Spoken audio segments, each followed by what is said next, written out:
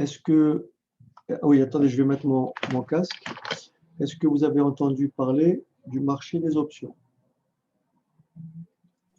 Un peu. Alors, qu'est-ce qui peut nous dire ce qu'est une option en fait? Qu'est-ce qu'on appelle une option? Alors, est-ce que Rado il a perdu son... Ah oui, il a perdu encore son micro. Ok, alors qu'est-ce qui peut nous dire ce qu'est une option en fait?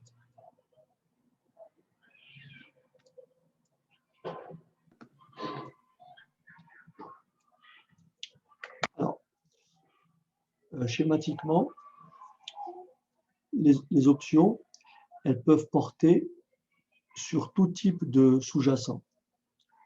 Elles peuvent concerner des matières premières, elles peuvent concerner un indice boursier, elles peuvent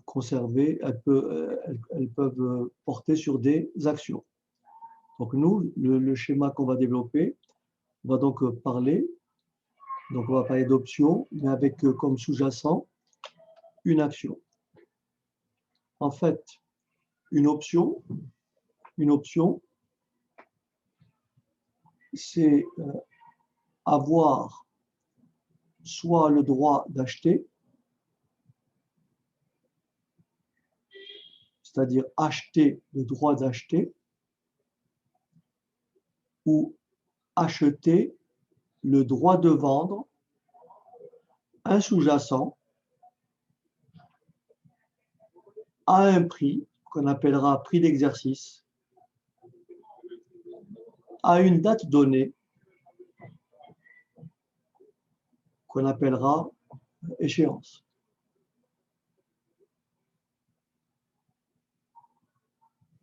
Alors forcément, si vous achetez donc une option, ou si vous vendez une option, donc dans un premier temps, on va se placer dans le cadre de l'achat. D'accord? Donc vous achetez un droit. Donc un droit de faire ou de ne pas faire. Autrement dit, vous achetez un droit, vous avez le droit, mais non l'obligation de faire. En revanche, le vendeur de l'option, parce que quand on a une option, on a deux parties. On a la partie qui achète l'option et l'autre partie qui vend l'option. La partie qui achète l'option acquiert un droit d'acheter ou de vendre à un prix. Le vendeur de l'option va exécuter sous certaines conditions, parce que l'acheteur ne va pas forcément exercer son droit, on verra comment il ne le fera pas. Donc le vendeur est soumis à la décision de l'acheteur. Donc le vendeur n'a aucun droit. Vous allez me dire, mais pourquoi? Parce que le vendeur a encaissé ce qu'on appelle une prime. L'acheteur de l'option a versé une somme d'argent au vendeur. Si à l'échéance, l'option est exercée, ça veut dire que l'acheteur avait intérêt à le faire, donc automatiquement, le vendeur aura perdu sa prime,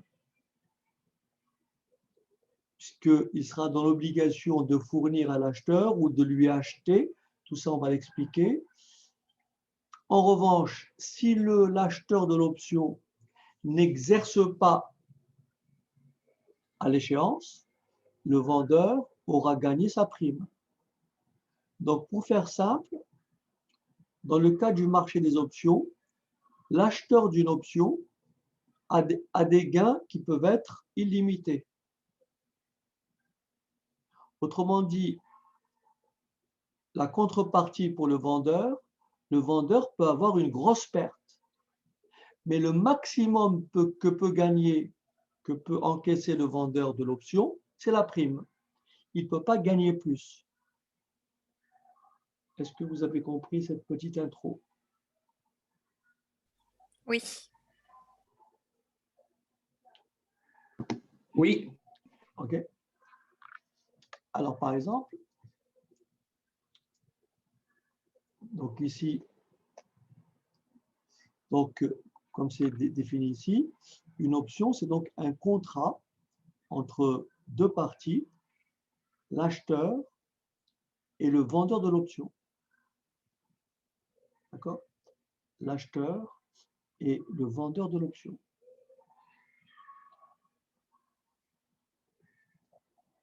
Alors, nous avons deux types d'options. Nous avons ce qu'on appelle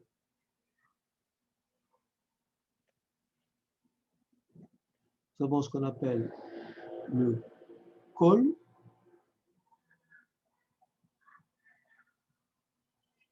d'accord, ou le put.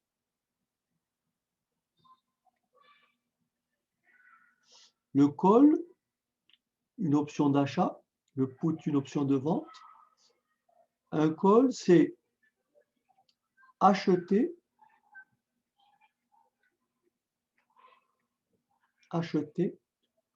le droit d'acheter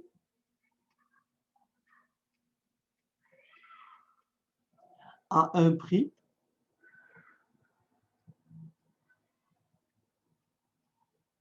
fixé au départ.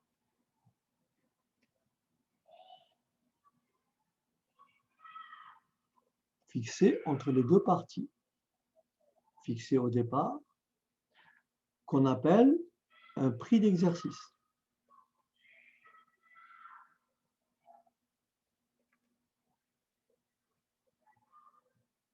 Et pour ça, on va utiliser la lettre K. Dans la lettre K, il y a le mot anglais strike price. C'est le prix d'exercice. Prix d'exercice.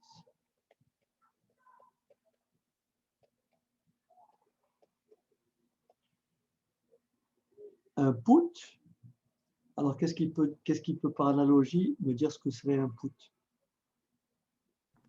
Et le vendeur de l'option? Vas-y, parle clairement. Qu'est-ce que c'est un put? C'est le vendeur de l'option. Non. Justement, c'est ça la confusion. Qu'est-ce qui peut nous dire ce que c'est un put?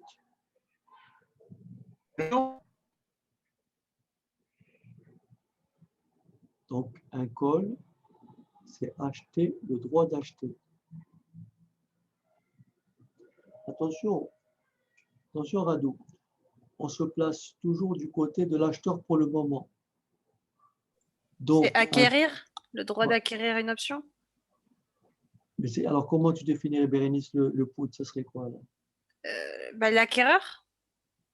Enfin, acquérir, je sais pas. Ça ne finit pas. Le droit de... Là, on a compris, Oui, on a compris qu'on a acheté un droit. Oui. On a acheté le droit d'acheter à un prix. Oui. Là, on a acheté le droit d'acheter à un prix. Et un put, ça serait quoi? Le droit d'en récupérer les... Non. Et le droit de vente? Comment? Oui, Radou. Il a dit le droit de vendre. Ah, voilà. On achète. Un put, c'est quoi? C'est acheter. Dans les deux cas, je suis acheteur. Mais je peux acheter un call comme je peux acheter un put. Vous avez compris? Donc, un put, c'est acheter le droit de vendre à un prix. Il faut bien faire la différence.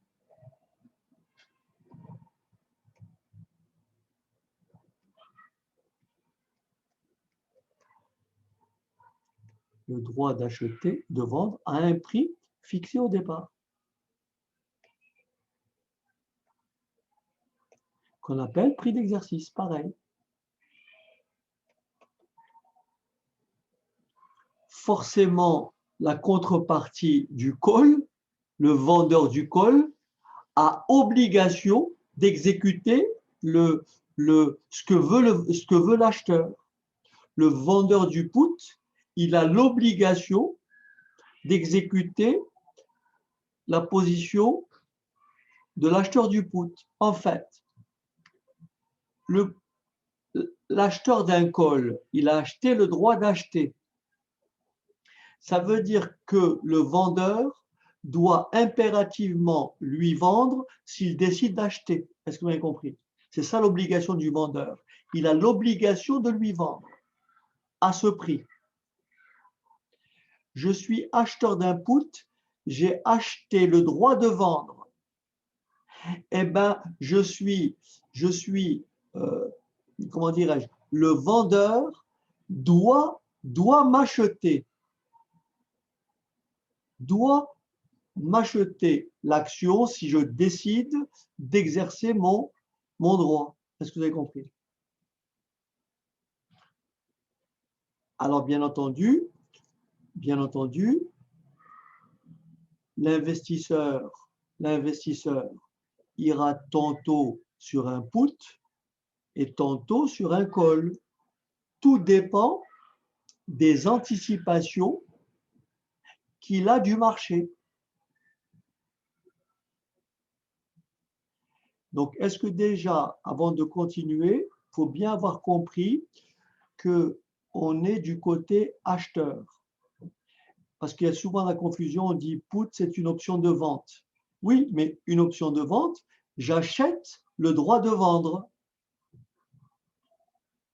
J'achète un put, j'achète le droit de vendre. J'achète un call, j'achète le droit d'acheter à un prix. Est-ce que là, c'est clair?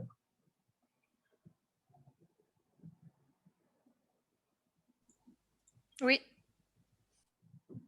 C'est bon? Oui, monsieur. Oui, monsieur. Pour le Qu'est-ce qui parle? C'est Thomas. Thomas, ok, Thomas. Désolé. Pour le put, Oui. on achète le droit de vendre Oui. à la même personne qu'on a acheté, c'est ça? Ah bah oui, oui, parce que lui, le vendeur du put, il a encaissé la prime. C'est lui, comment dirais-je, le contrat, c'est entre vous deux, en fait. Bien sûr, c'est les marchés qui organisent ça. Mais il y a un vendeur, il y a un acheteur, il y a un acheteur et un vendeur.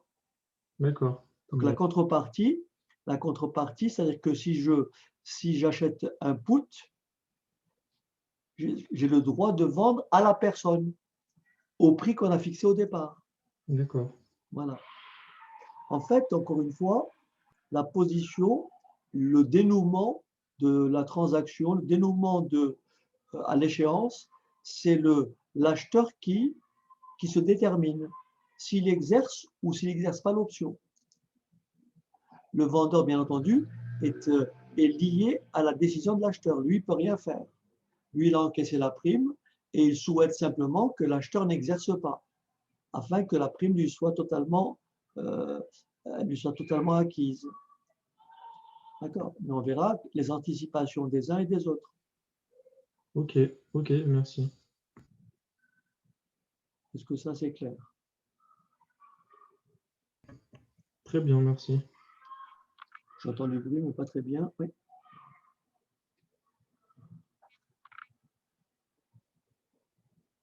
Ah oui, encore. Il a été déconnecté, le pauvre Radou. Okay. Non, ça va. Il a le micro. OK. Alors. Donc, le call représente un droit, comme je vous l'ai dit. Hein. Le call représente un droit et non une obligation d'acheter un actif sous-jacent, une action, une obligation, un indice boursier, une matière première. Donc le call dispose, le call, on verra pour le put, c'est pareil, le call dispose de plusieurs paramètres. Il est caractérisé par un prix d'exercice ou en anglais le strike price. On va employer la lettre K. Ah, d'ailleurs, c'est écrit ici.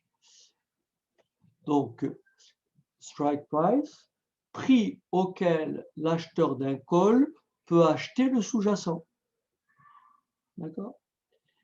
L'échéance correspond à la date limite d'exécution du droit appelé date d'exercice. Il faut savoir que passé la date d'exercice, le call n'a plus de valeur. Oui, il n'a plus de valeur passé la date. Autrement dit, l'acheteur du call a jusqu'à l'échéance la possibilité d'exercer. Mais attention, il y a deux types d'options. Il y a deux types d'options. Il y a l'option européenne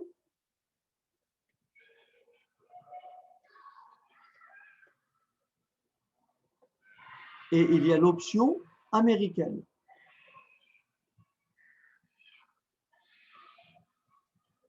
Alors attention, l'appellation européenne et américaine ne veut pas dire que c'est un lieu géographique. Non, une option européenne est une option qui ne peut être exercée qu'à la date d'exercice, qu'à l'échéance. Une option est dite américaine si elle peut être exercée à tout moment. Est-ce que vous avez compris la différence? Donc, une option européenne est une option qui ne peut être exercée qu'à l'échéance. Par exemple, l'échéance est 3 mois, elle ne peut pas être exercée au bout de 2 mois et demi. En revanche, une option américaine peut être exercée à tout moment. Est-ce que ça va jusque-là? Okay. Oui. Okay. Alors, comme on vient de dire, le put représente un droit, encore une fois, et non une obligation. Donc, le put représente un droit et non une obligation. C'est un droit de vendre un actif sous-jacent, pareil, une action, une obligation, indice boursier, matière première, à un prix d'exercice. Et donc, c'est quoi? Bien sûr, le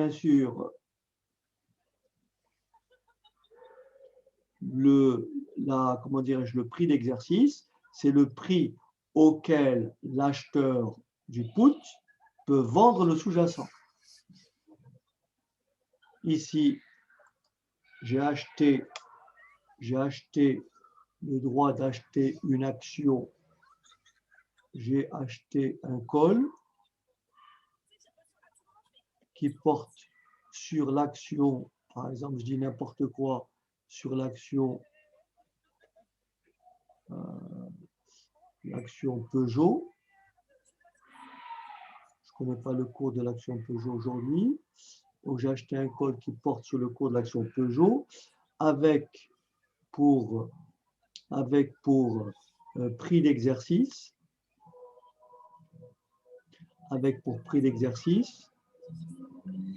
19 €.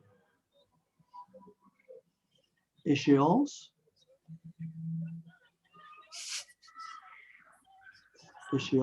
2 mois. D'accord?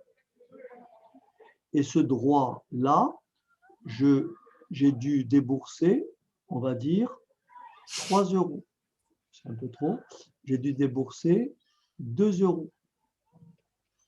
Donc, j'ai acheté un call à 2 € et j'ai acheté quoi à 2 €? J'ai acheté le droit d'acheter une action Peugeot à 19 € dans 2 mois. Est-ce que vous comprenez?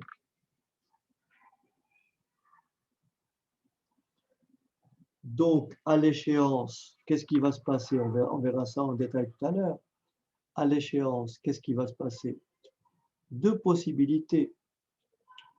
Ou l'action Peugeot cote moins de 19 €, ou l'action Peugeot cote plus de 19 €.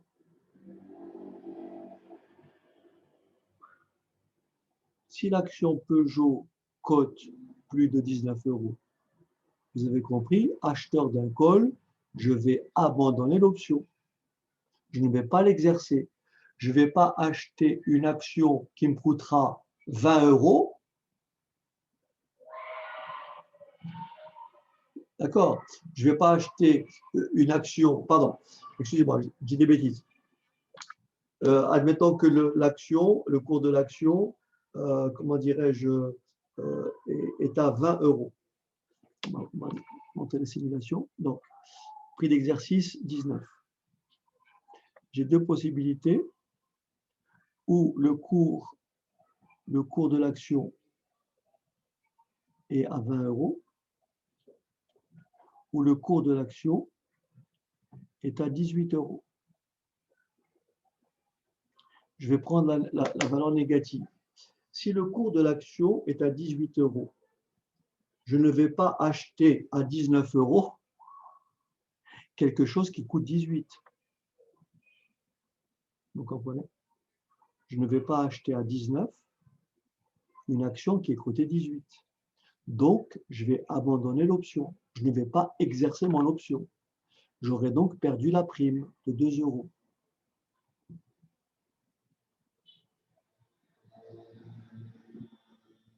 Admettons que le cours de l'action soit de 20 €. Là, je vais exercer mon option. J'ai acheté le droit d'acheter à 19. Donc, je vais acheter à 19 quelque chose qui coûte 20. Je vais réaliser une plus-value. Parce que quand je dis j'achète à 19 quelque chose qui coûte 20, je la revends tout de suite. Donc ici, l'acheteur du call va exercer l'option. Et ici, l'acheteur du call va abandonner l'option. Est-ce que vous avez compris? Ces deux scénarios pas très compliqués. Qu'on va bien sûr, qu'on va bien modéliser après pour que ce soit plus automatique. Donc en fait, pour résumer, dans quelles conditions, à quelles conditions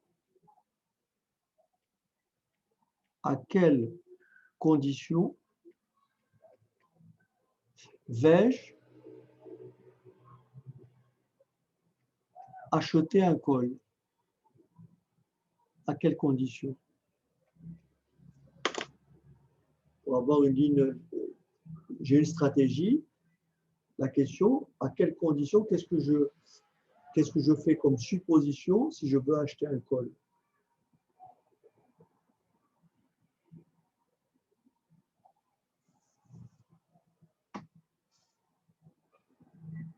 Non? J'ai pas compris, monsieur. Bon? Pardon? C'est Bérénice, tu m'as dit que tu n'as pas compris la question? Oui, non, là, j'ai pas compris. Très bien. En fait, comme je disais précédemment, dans le marché des options, on ne prend pas position au hasard. Lorsqu'on va sur le marché financier, il faut avoir un minimum de connaissances, il faut avoir un minimum de renseignements pour savoir comment se comporte aujourd'hui et comment va se comporter le marché demain. D'accord? Donc, si bien sûr, on veut acheter une action à l'état brut, je vais acquérir des actions Peugeot, je vais acquérir des actions Air France, etc. Bien sûr, je fais un pari si j'achète une action. Je fais un pari parce que si j'achète une action aujourd'hui, c'est parce que je sais que demain, le prix va monter. D'accord?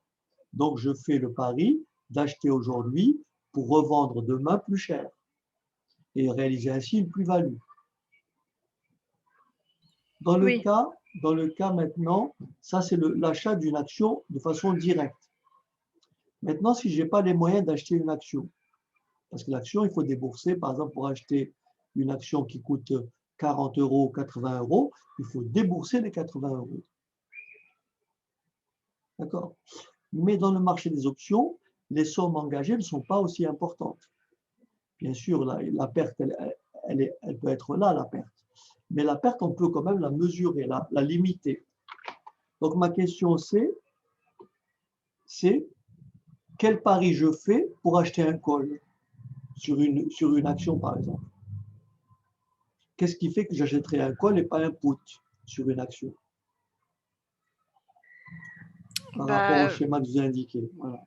c'est par rapport au prix de revente. Alors, vas-y. Alors, qu'est-ce que j'anticipe si je vais vers un call sur une action?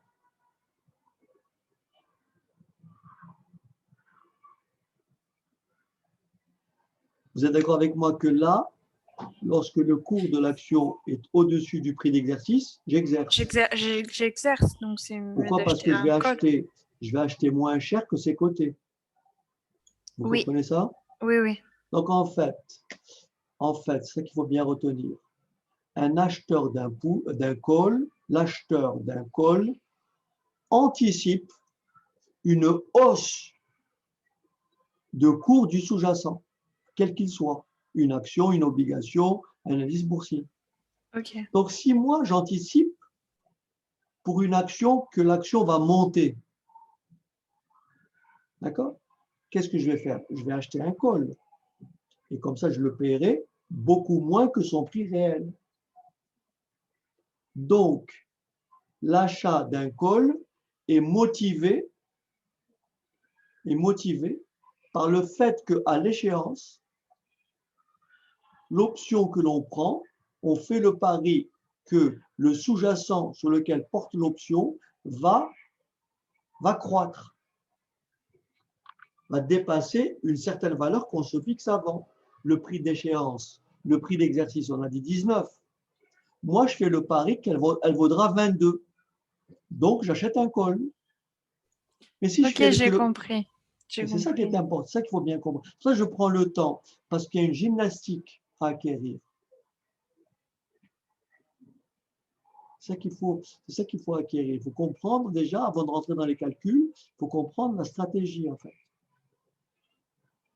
Donc en fait, si vous anticipez que, admettons que Peugeot, tiens, on me dit que j'ai des informations. Bon, là j'exagère en disant ça parce qu'en principe les marchés sont censés être parfaits. Autrement dit, il n'y a pas d'information qui n'est pas partagée par tout le monde. Sinon, il y a ce qu'on appelle un délit d'initié. Bon, en supposant qu'il n'y en ait pas, mais en supposant que j'ai des éléments assez factuels qui me permettent de penser que l'action Peugeot va monter à 23 €. Alors qu'aujourd'hui, elle est cotée à 16 et que donc si je fixe un prix d'exercice à 19, ben, j'ai intérêt à acheter un call.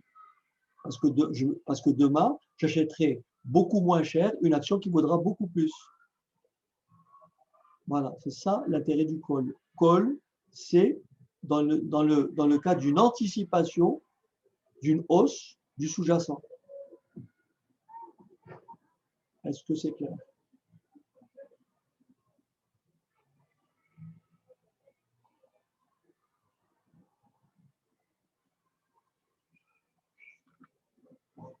Oui, non? Thomas, Radou, Ludovic?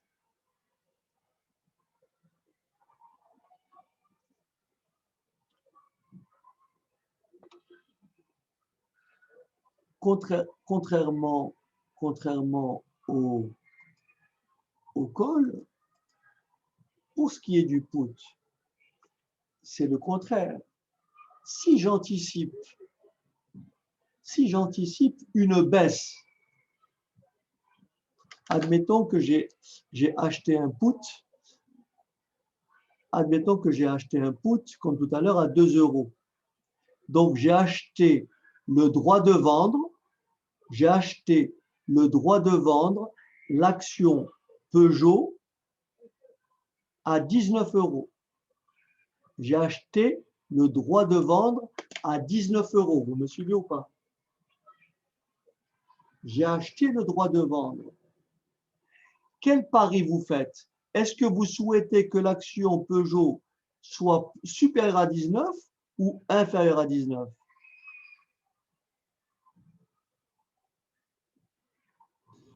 Inférieur à Est-ce que 19. vous souhaitez que l'action Peugeot soit supérieure à 19 ou inférieure à 19? Moi, je dirais inférieur. Dans le cas de l'achat d'un put. Bien entendu, l'acheteur d'un put va faire le pari que l'action Peugeot cotera beaucoup moins que 19. Admettons que j'exagère, elle cote 17. Elle cote 17, vous me suivez ou pas? Donc, j'ai acheté le droit de vendre à 19, quelque chose qui cote 17. Donc, je vais acheter à 17 et je vais vendre à 19. Est-ce que vous avez compris? Je répète. J'ai acheté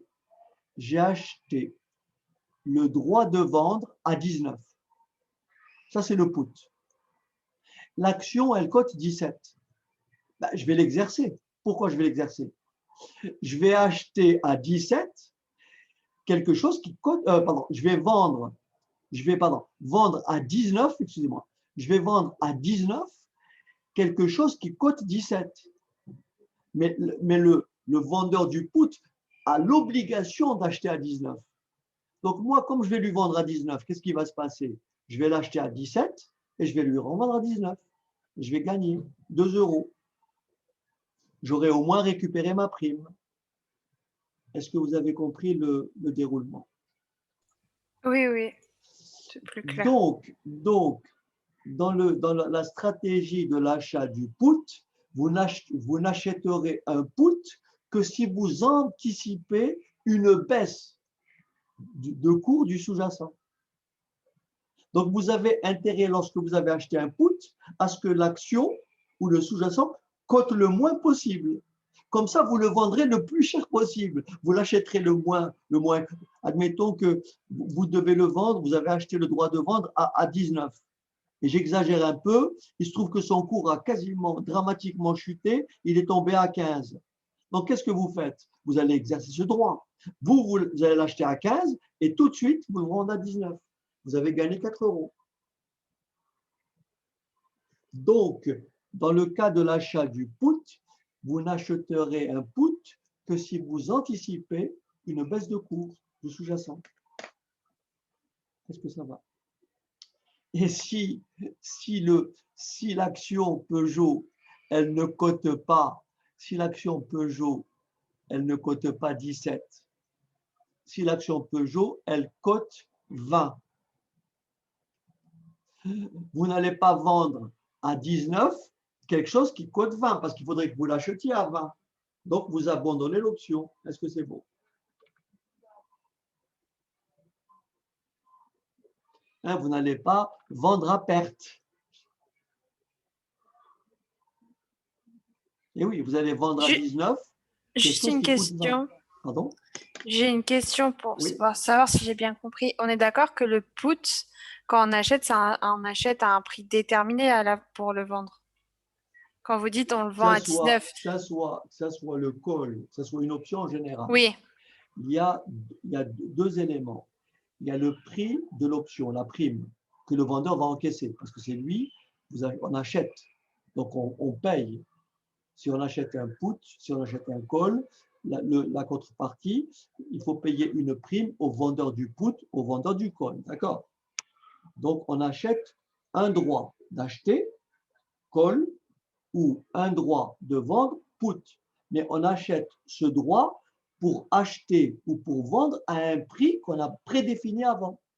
Ok, c'est bien ça. J'avais bien compris ça, mais c'était pour être sûr. Ah oui, oui. Je vous remercie. Le prix est fixé avant. On sait qu'à l'échéance, le prix d'exercice, c'est K.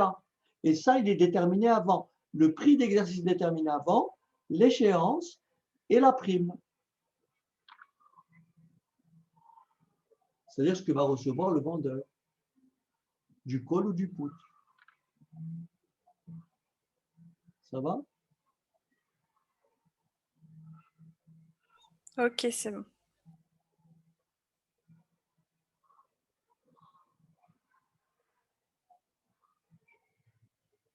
N'hésitez pas, parce que je sais qu'au début, quand on ne connaît pas ça, au début, on a beaucoup de mal c'est pour ça qu'il faut prendre un peu le temps pour bien comprendre la position put, la position. Alors, il faut savoir que c'est un jeu à somme nulle, c'est logique. Ce que va gagner l'acheteur, c'est le vendeur qui va le perdre. Ce que va perdre l'acheteur, c'est le vendeur qui va le gagner. On verra que les positions des uns et des autres sont symétriques. Okay? C'est-à-dire, si l'acheteur a gagné 1 euro, c'est que le vendeur a perdu 1 euro. C'est un jeu à somme nulle.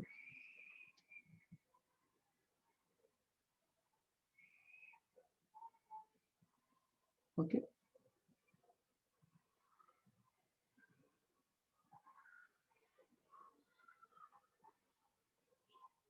OK. Alors, la prime ou premium d'un call ou d'un put correspond au prix pour acheter le put ou le call. Donc, cette prime, c'est quoi? C'est la valeur du droit acheté. C'est la valeur du droit attaché donc, à l'option. Cette prime, comme je l'ai dit, elle est perçue par le vendeur du call ou du put. En français, le call, on appelle ça en français une option d'achat. D'accord? En français, on appelle ça une option d'achat. Et un put, on appelle ça une option de vente. Est-ce que ça va?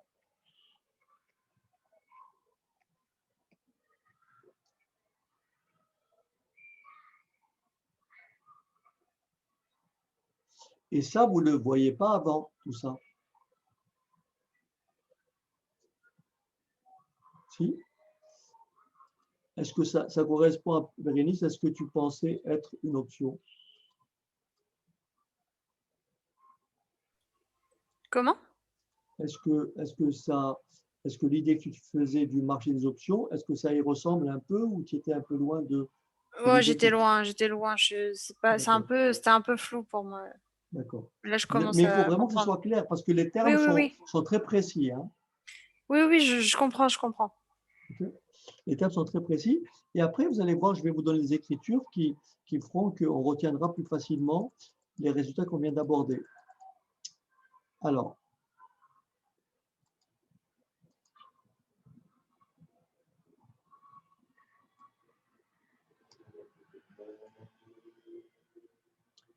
par exemple, on vous dit un investisseur achète un call européen sur Air Liquide. Je ne connais pas le cours de Air Liquide, c'est un document que j'ai fait, ça fait pas mal de temps.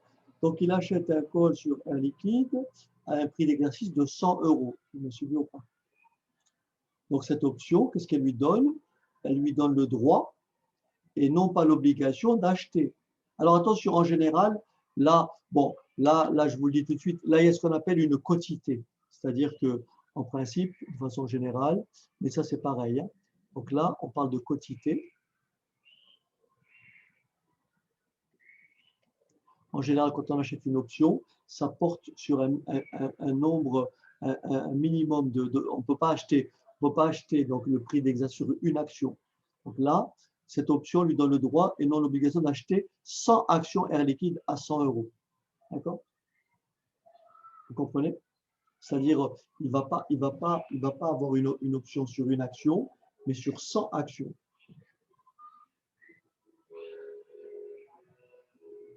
C'est ce qu'on appelle une quotité. Il faut un minimum d'actions pour pouvoir entrer pour pouvoir acheter une option. Il faut donc investir sur un minimum d'actions. Donc, on va dire la quotité ici, c'est 100. Mais je peux supprimer si ça vous dérange. Hein. Je peux rester avec une action. Hein. Mais c'est la même chose en fait. D'accord? Puisque si on exerce sur 1, il suffira de multiplier par 100. Bon, je vais continuer mon raisonnement et vous me direz si c'est compliqué, je vais modifier la stratégie. Ce n'est pas le problème. Donc ici, cette option lui donne le droit et non pas l'obligation d'acheter 100 actions Air Liquide à 100 euros. Donc on a compris que K égale 100, c'est le prix d'exercice. Est-ce que ça va?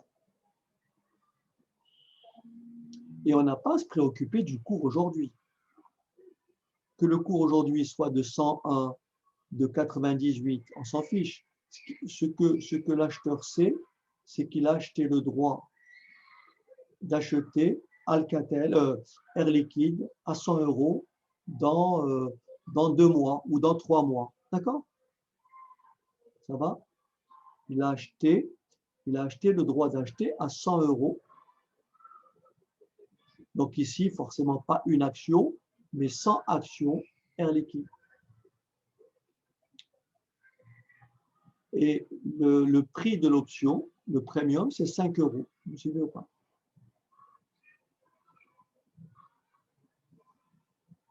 D'accord? Donc forcément, comme ça porte sur une quantité de 100, le coût du contrat, vous avez compris, c'est 5 fois 100. Est-ce que ça va? Donc le vendeur de l'option, il a empoché combien? 500 euros. Est-ce que ça va? L'acheteur a déboursé 500 euros.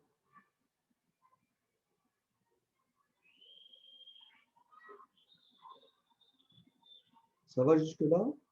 Pourquoi 500 euros? Parce que comme je vous l'ai dit, ça porte sur une quantité de 100 actions. L'option est de 5 euros par action. Et comme il y a 100 actions, ça fait 500 pour le premium. Est-ce que ça va? Et on va voir les 3 scénarios possibles. On va voir tous les scénarios possibles. Possibilité que l'action Air Liquide ait un cours inférieur à 100, et un cours égal à 100, et un cours supérieur à 100.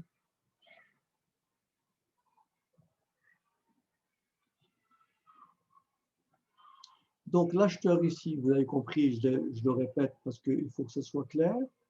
Ici, l'acheteur du call, il anticipe une hausse du cours de Air Liquide. L'acheteur du call fait le pari que Air Liquide coûtera plus cher, sera coté au-dessus de 100. Il fait le pari que l'action va monter. Parce que plus elle monte, plus il achètera à un prix plus bas. Oui, parce qu'il a fixé le prix de 100. Donc lui, il a intérêt à ce qu'elle monte à 300. Parce que si elle monte à 300, il aura gagné 200 tout de suite. Vous avez compris? Parce qu'il va acheter à 100, il va revendre à 300.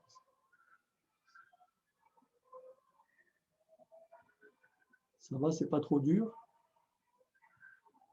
Ça va, ça va. Okay. C'est vrai que l'après-midi, un vendredi, bon, ça...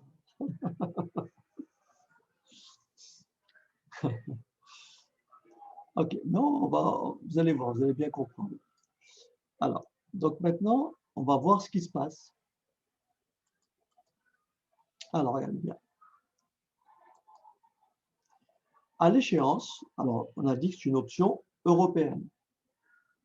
Ça veut dire qu'on ne peut l'exercer que dans 3 mois, c'est-à-dire à l'échéance. L'acheteur, regardez bien, l'acheteur exercera ou n'exercera pas l'option. Si le cours de l'action est inférieur à 100, alors l'acheteur va abandonner l'option. Ah oui. Il ne va pas acheter à 100 quelque chose qui coûte moins de 100. Est-ce que vous avez compris? Ah oui. Parce que lui, il a acheté le droit d'acheter à 100 et elle coûte 80. Il ne va pas acheter à 100 quelque chose qui coûte 80. Donc, il abandonne l'action. En effet, il serait insensé d'acheter une action à 100 euros alors qu'il est possible de l'acquérir pour moins sur le marché. Dans ce cas, l'investisseur aura perdu la totalité de la prime de 500 euros qui a été versée au vendeur. Est-ce que c'est bon? Ce qui veut dire dans ce marché-là, le vendeur a gagné 500 euros.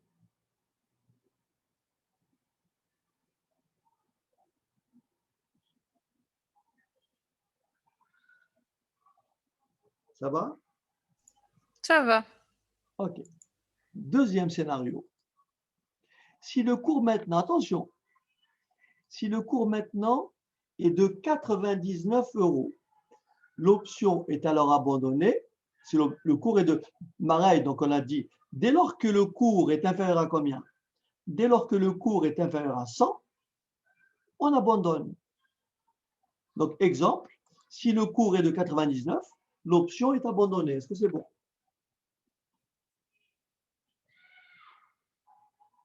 Ça va? Deuxième cas, le cours, cette fois-ci, il est au-dessus de 100. C'est-à-dire, il est au-dessus du prix d'exercice.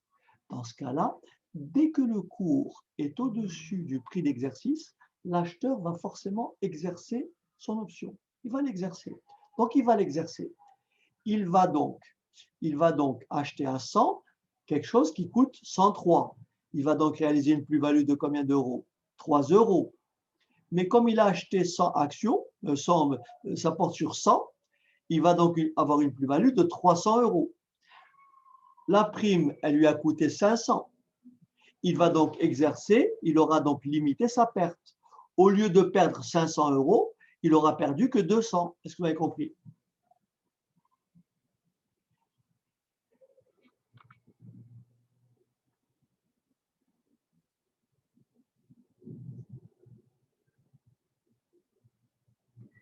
En fait, il faut comprendre que dès lors que le cours du sous-jacent est au-dessus du prix d'exercice, même à 1 centime, il faut exercer l'option. Même si vous perdez de l'argent, vous limitez votre perte. Au lieu de, vous voyez, je n'ai pas gagné la totalité, mais si je n'avais pas exercé, on aurait perdu 500 euros. En exerçant, j'ai réalisé une plus-value de 300, mais comme on a déjà payé 500, en déduction, j'aurais en réalité payé que 200. C'est-à-dire que le vendeur, au lieu d'empocher 500, il n'a empoché que 200. Et moi, j'ai perdu 200. Est-ce que c'est clair? Ok, j'ai compris. J'ai très bien compris maintenant. Si le cours est de 105, si le cours est de ce qu'on appelle le seuil, si le cours est de 105 euros, il y a une plus-value, elle sera forcément exercée. La personne va l'exercer. Plus-value 5. 5, comment dirais-je? Mais comme il a déjà déboursé 5 euros, il aura gagné 0. Donc, c'est ce qu'on appelle 0 gain pour l'acheteur, 0 gain pour le vendeur pour un prix de 105. Est-ce que vous avez compris? Oui, j'ai Et compris. maintenant, Oui. si le... Oui? Oui? Oui, c'est compris. Ah oui, d'accord. Maintenant, si le cours est de 115, bien sûr, comme on est au-dessus de 100, l'acheteur va exercer. Sa plus-value, c'est quoi? C'est 115 moins 100, ça fait 15. Multiplié par 100, ça fait 1500 euros. Mais comme il a déjà versé 500, il aura gagné 1000 euros. Le vendeur aura perdu 1000 euros.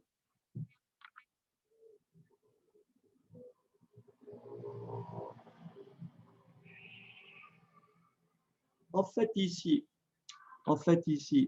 imaginez que au lieu de jouer sur les options, moi, j'investis et j'achète 100 actions Air Liquide. Mais les 100 actions Air Liquide, il faut quand même débourser la bagatelle de 100, multiplier son cours à l'époque, admettant qu'il était de 100. Il faut quand même débourser 100 fois 100, il faut débourser 10 000 euros. Alors que dans le cas de l'option, il faut débourser la prime, 500 euros. Vous voyez un peu la différence? Donc, le marché des options, pour les gens qui font des bonnes stratégies, ils ont ce qu'on appelle un bon effet de levier.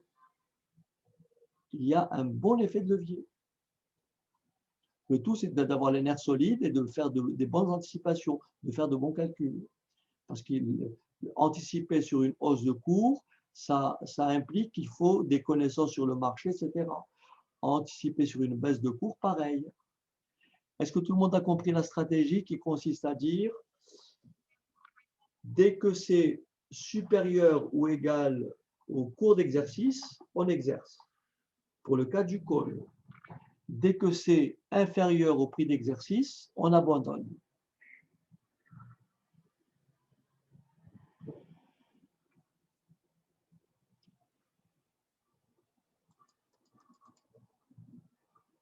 Ça va? Oui, oui, ça va. Voilà. Alors, on va faire un petit schéma, ce qu'on appelle un schéma classique, qui va illustrer ce qu'on vient de voir. Regardez ce qu'on vient de voir. Donc, je suis toujours avec Air Liquide, d'accord? Donc là, j'ai simplement une action. une option.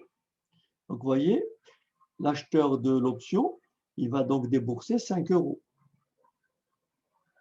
Et tant que c'est inférieur à 100, l'option n'est pas exercée.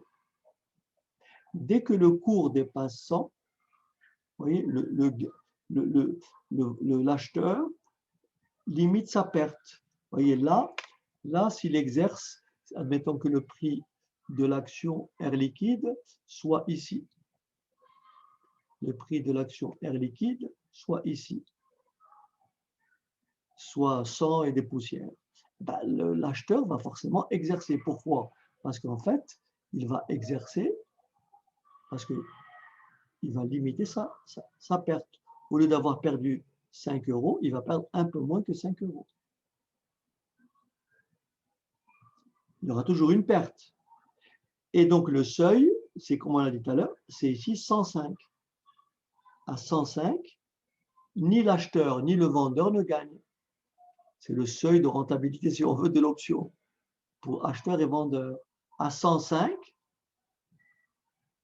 le gain pour l'acheteur est de 5 euros. Mais comme il a déboursé 5 euros pour la prime, son solde est de 0 euros. Est-ce que vous avez compris? Donc là, dès que ça dépasse 105, l'acheteur commence à avoir un gain positif. D'accord? Et comme je vous l'ai dit, les gains de l'acheteur sont illimités. Tout ça, c'est des gains. D'accord? OK? Tout ça, c'est des gains.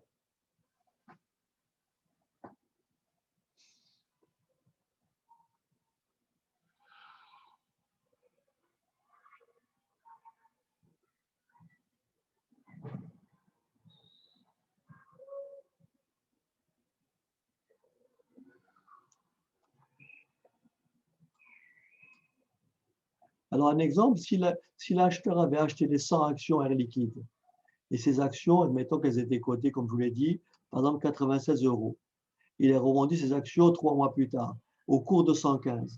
Ben, en fait, il a acheté, sa plus-value aurait été de combien? 100, que multiplie 115, sa plus-value est de 900, alors que là, sa plus-value est de 1000.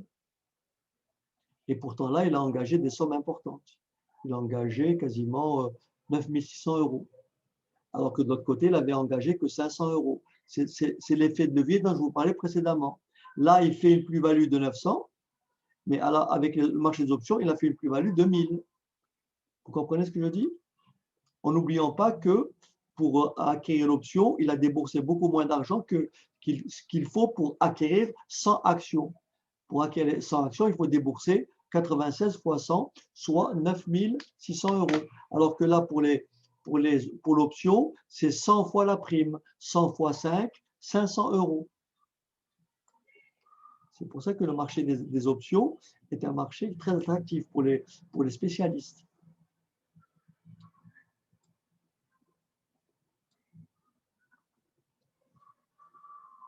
Est-ce qu'il y a des questions sur cette première partie? Alors, il faut savoir que, bon, il y a les mots. Ici, il faut savoir que lorsque le cours de là, on dit que l'option,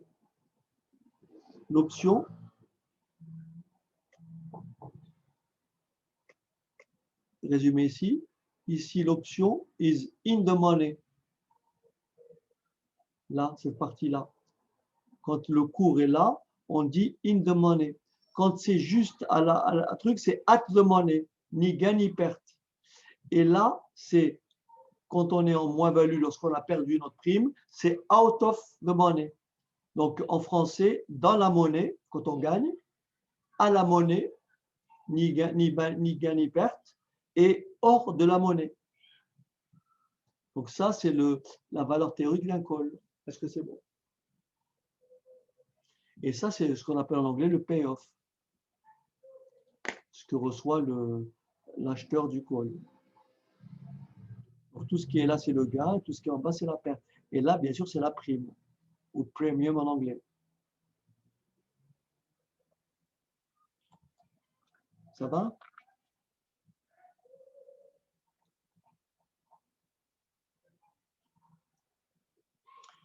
Bon, tout à l'heure, on le dira, mais en fait, pour Alcatel, il faut savoir que pour le vendeur de ce call, hein, c'est toujours la contrepartie.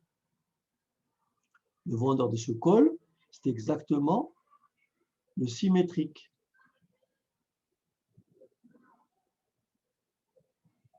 Le vendeur de ce call, c'est comme ça.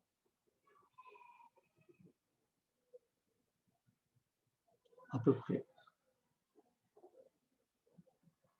Vous voyez? Le gain de l'un, c'est la perte de l'autre. Donc, ce qui est en vert, c'est le résultat du vendeur. Donc, le vendeur, le gain maximum du vendeur, comme vous le voyez, c'est les 5 euros. Enfin, les 5 euros. 5 euros fois la quotité. D'accord? Donc, sur une action, le vendeur peut au maximum gagner 5 euros. En revanche, il peut perdre sa chemise. OK?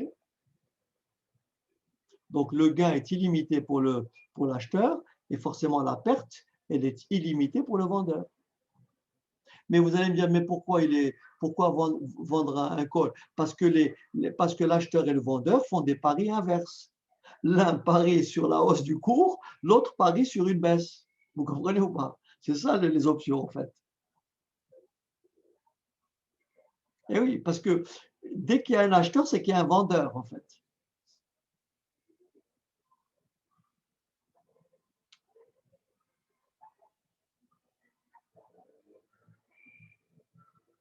Est-ce que ça va?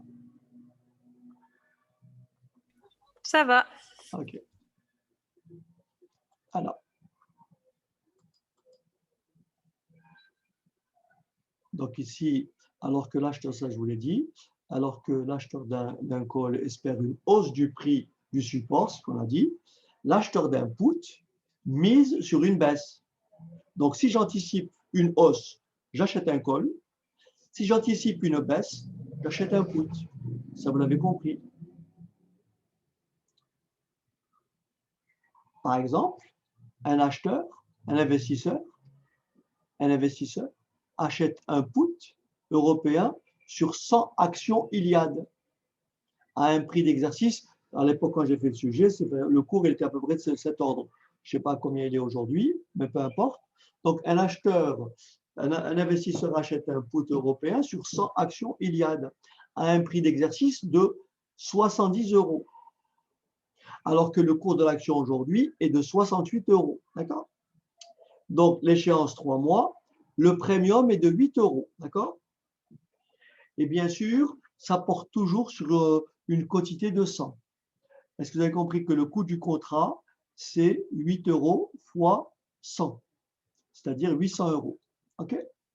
C'est le premium, c'est la somme qui a été perçue par le vendeur du put.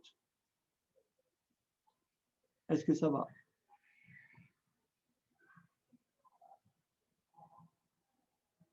Donc, encore une fois, si l'investisseur a acheté un put, c'est qu'il anticipe une baisse du cours. Il anticipe une baisse du prix du support.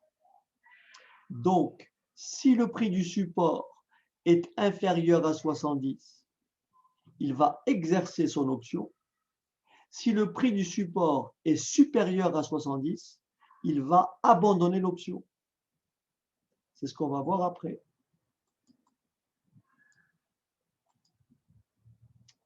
On a dit, l'option est exercée si le prix du support est inférieur à 70. Le cours est de 72. Le cours est de 72, donc au-dessus de 70. L'option est abandonnée. Et vous avez compris pourquoi. Parce que on ne va pas acheter à 72 et vendre à 70.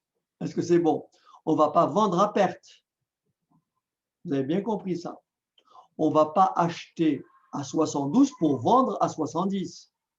Parce que pour vendre à 70, il faut acheter l'action. Parce que l'action, vous ne l'avez pas.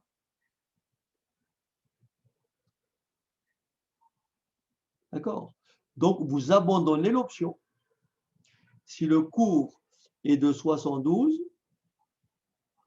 vous abandonnez l'option. Vous n'allez pas acheter à 72 pour revendre au vendeur à 70. J'espère que ça est clair.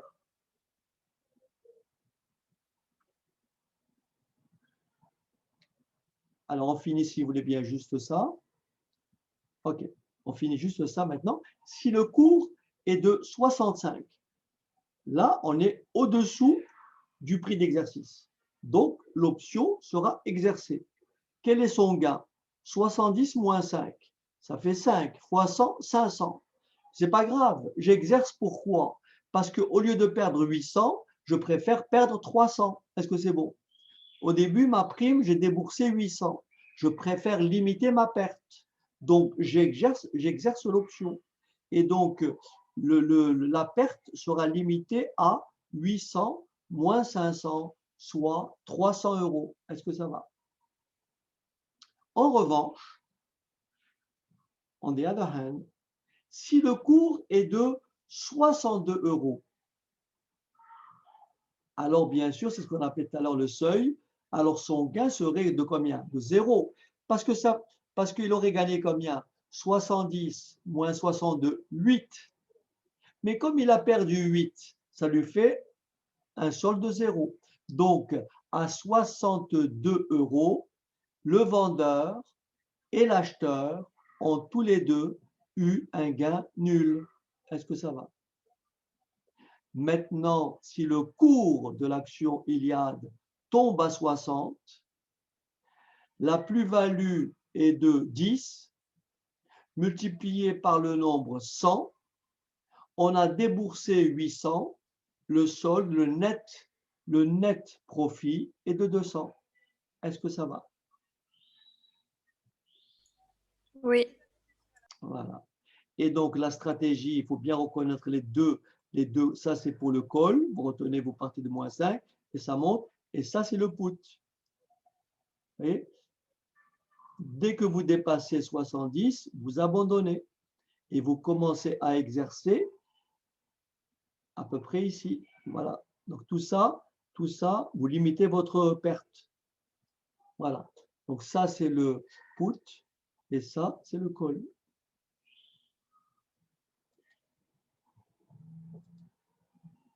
Et bien sûr, vous avez compris, par symétrie, la position du vendeur, c'est exactement ce qu'il y a de l'autre côté. Pour le vendeur, c'est bien sûr à peu près moins 8.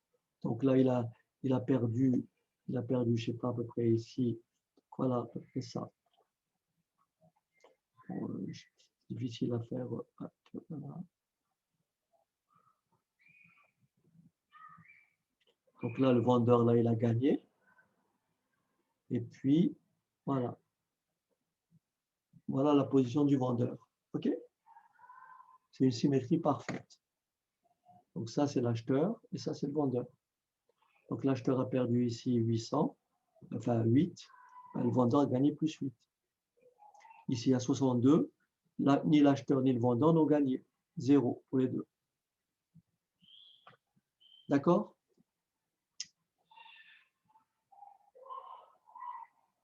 Bon, on va marquer une petite pause.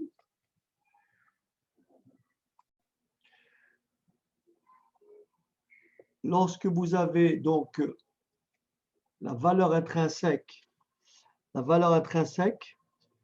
alors je vais prendre une page blanche. Alors, donc la valeur intrinsèque, alors la valeur intrinsèque d'une option, la valeur intrinsèque d'une option,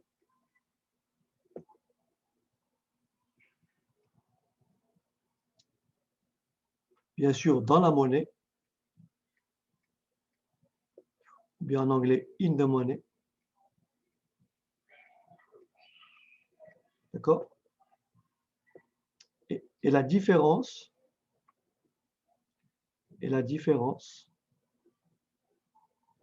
entre Alors, bien sûr, et la différence entre le prix d'exercice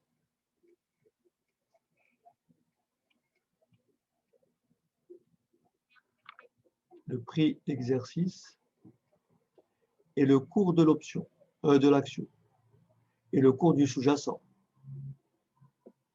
Et le cours du sous-jacent.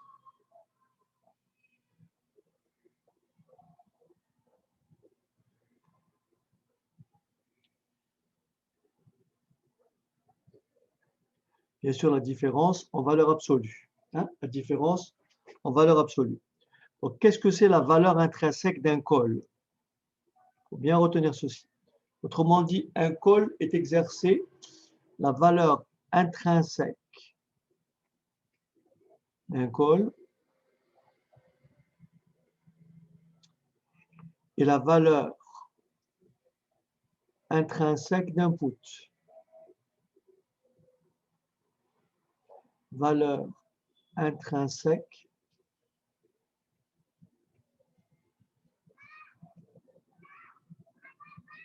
d'un put. Alors, dans les deux cas, on va supposer que S, que K est le prix d'exercice.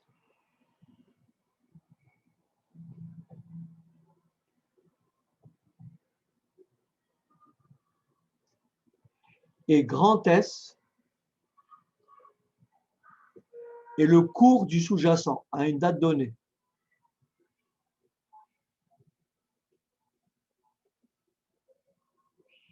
D'accord? Et grand S, c'est le cours du sous-jacent. Voilà ce qu'on va se rappeler. On se rappellera de ceci. La valeur intrinsèque, c'est toujours le maximum de deux choses. Même si on va dire le cours, on va dire, je vous dirai les chances, maximum de quoi? Maximum de S moins K, 0. Le maximum de S moins K, 0.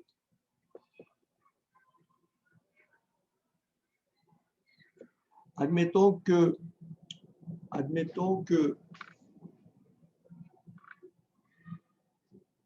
je me place à l'échéance T. La valeur intrinsèque, c'est le maximum ST moins K. Admettons que j'ai un col prix d'exercice 80.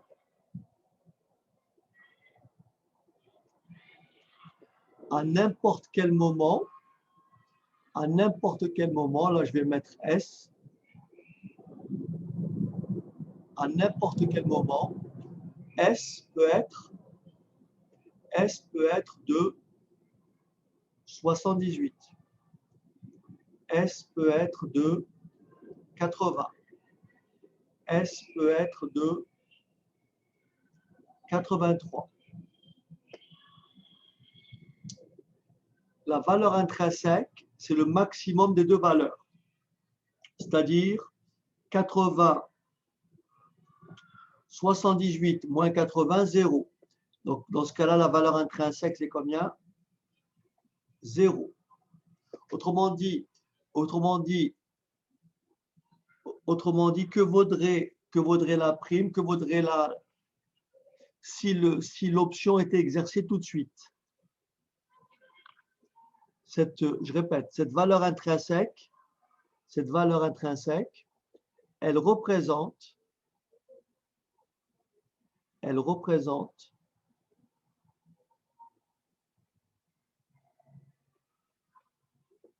la valeur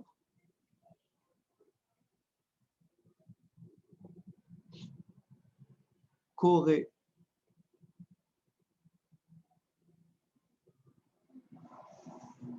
le contrat d'option, c'est-à-dire la prime en fait, la valeur qu'aurait le contrat d'option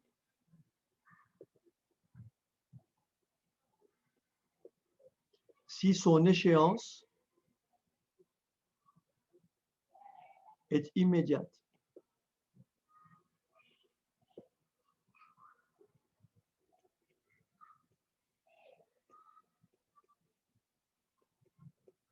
C'est-à-dire, je me place dans le temps.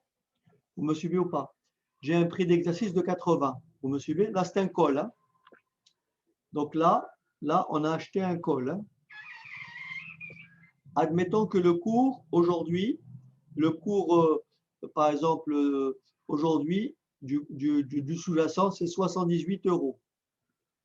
Sa valeur intrinsèque, c'est forcément 0, puisque je fais maximum de combien? Maximum de 78 moins 80, 0. 78 moins 80, ça fait moins 2. Le maximum de moins 2, 0, c'est 0. Est-ce que ça va? Valeur intrinsèque, 0. Si le cours du sous-jacent était de 80 €, de nouveau, sa valeur intrinsèque, c'est 80 moins 80, ça fait 0. 80 moins 80, ça fait 0. Maintenant, admettons que le cours du sous-jacent soit de 83 €. On fait le maximum de 83 moins 80, c'est-à-dire le maximum de 3, 0.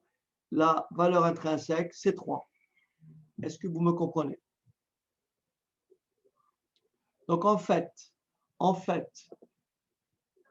pour calculer le gain dans le cas d'un call, vous faites toujours le maximum, c'est le maximum à l'échéance. Donc, ST moins K, 0.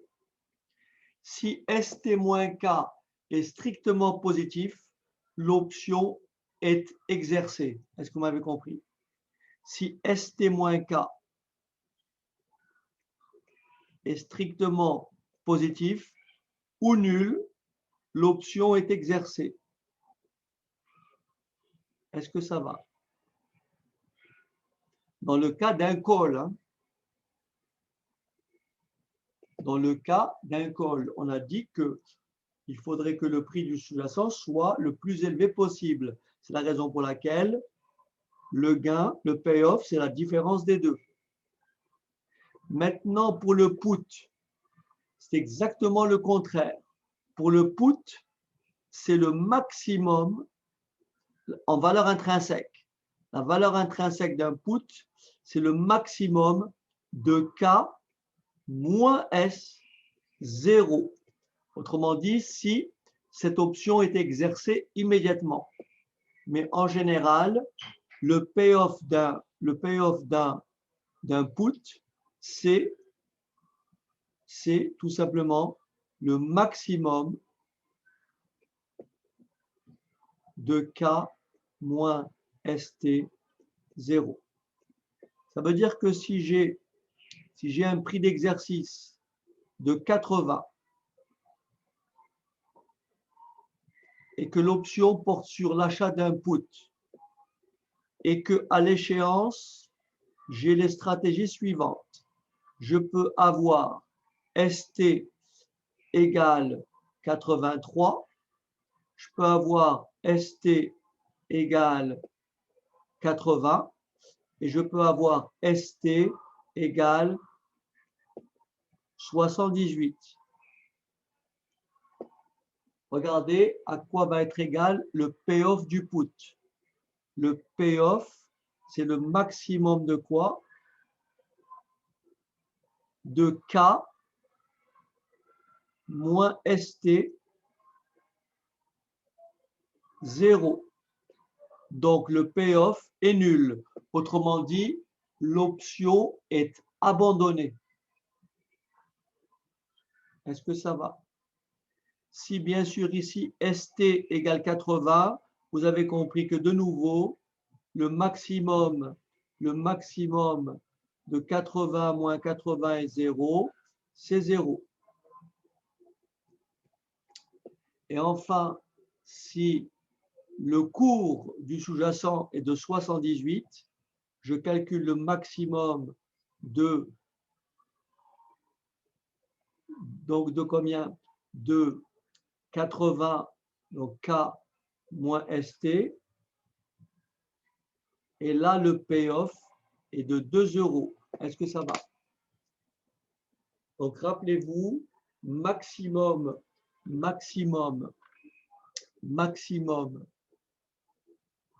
de ST-K 0 pour le call et maximum de K-ST0 pour le put.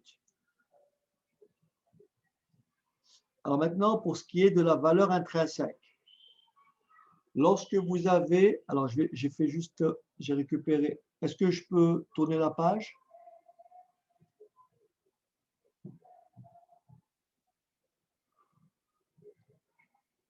Est-ce que je peux effacer cette page? Oui, non? Oui. Ok. Alors, je vais l'effacer. Admettons qu'on est, alors je vais diminuer un peu.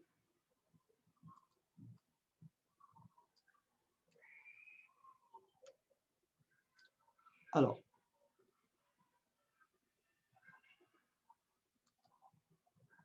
admettons qu'on ait donc une option d'achat et que le prix d'exercice, le cours de l'action à l'échéance, ça c'est le cours de l'action, ça c'est le cours du sous-jacent en T, cours du sous-jacent,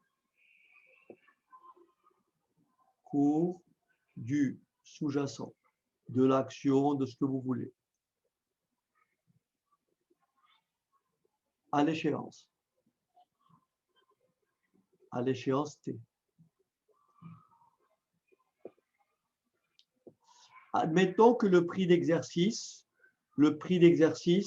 soit de 140. Si le prix d'exercice avait été de 140, la prime, c'est quoi? La prime, en supposant que la prime au départ payée, c'est 12. Est-ce que vous voyez que la valeur intrinsèque, c'est quoi? C'est 150 moins 140. La valeur intrinsèque, je répète ce que c'est.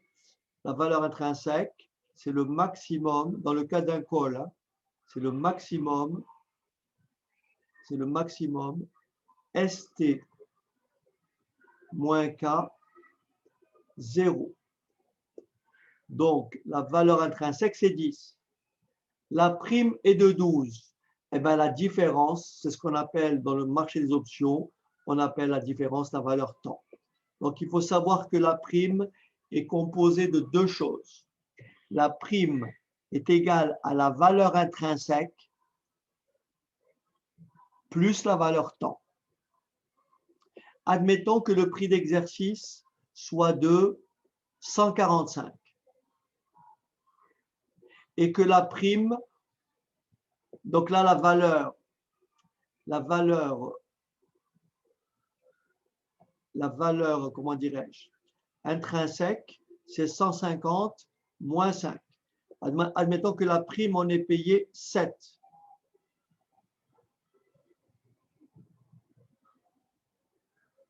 Pour justement, on a acheté ce call et on a déboursé 7.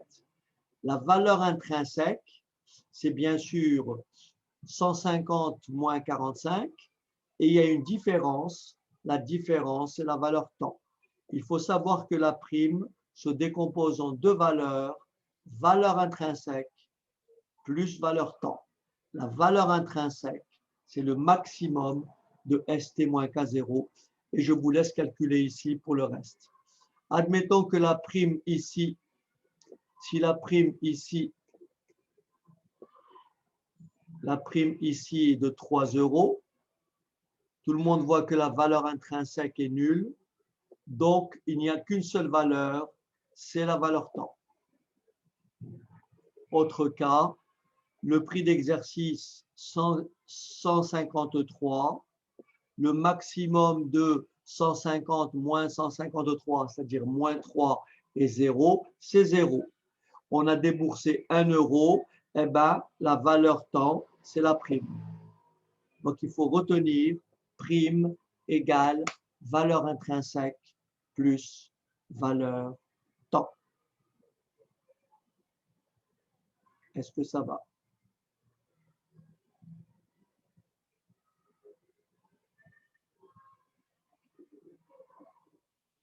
Encore une fois, ce que vous voyez ici, c'est ce qui a été déboursé au début pour justement acheter ce call, acheter cette option d'achat. Et dès qu'il y a une différence avec la valeur intrinsèque, la différence, c'est la valeur temps. Autrement dit, la valeur temps, c'est la prime moins la valeur intrinsèque. Mais si la valeur intrinsèque est négative, si la valeur intrinsèque, pardon, pas négative, si la valeur intrinsèque est nulle, eh bien la prime, c'est la valeur temps. Voilà.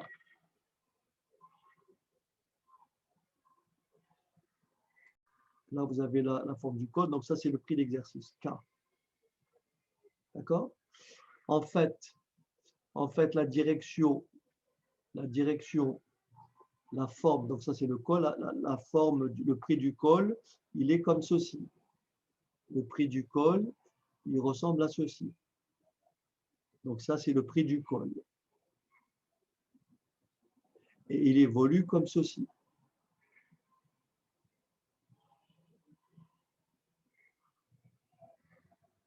Et en fait, il faut savoir ceci. Là, ce que vous voyez, là,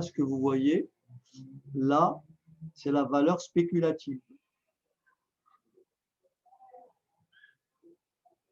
Et là, c'est la valeur intrinsèque.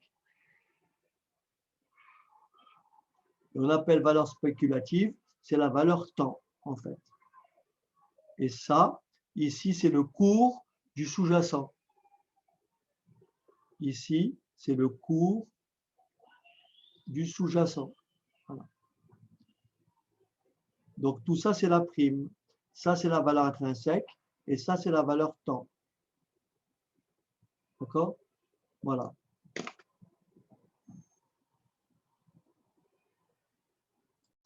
Alors, je vous explique maintenant, on va aborder un point très important.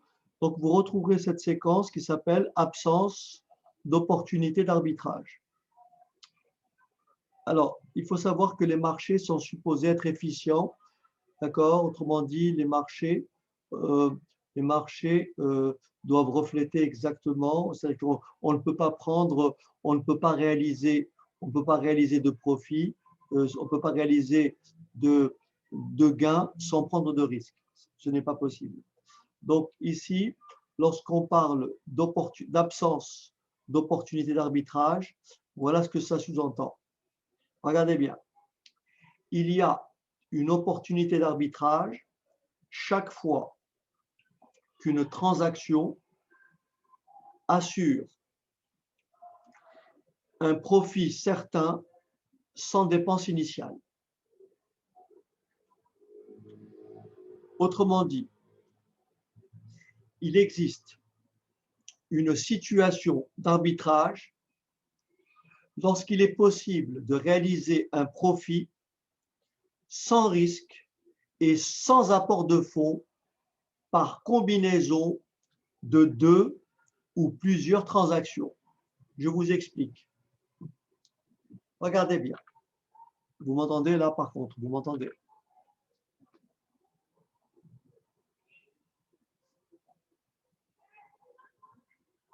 Je vais juste avancer un peu parce que j'ai le look ici qui n'est pas terrible. Voilà, c'est bon. Ok, c'est mieux. Voilà. Admettons qu'on soit sur 2 bourses différentes. Vous me suivez ou pas? Admettons qu'on soit sur 2 bourses différentes. D'un côté, le Nasdaq et l'autre, le CAC 40. Est-ce que ça va?